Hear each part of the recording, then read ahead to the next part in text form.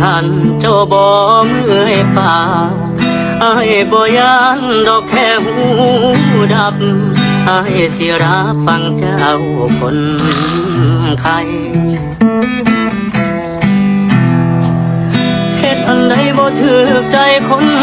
ดีเรื่องแต่หลายปีก็ขุดมาได้บ่กล้าเถียงดอกย่านตายสิ่งที่อาย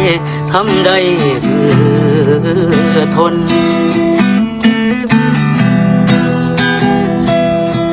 เห็นน้องเริ่มสิบอกคือเก่าต่างกับตอนเป็นผู้สาวผู้บ่าวพอแต่งกับเจ้าก็เปลี่ยนไปคนละคน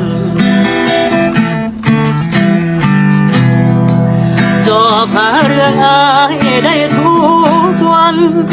บ่หวานคือตอนเริ่มต้นพ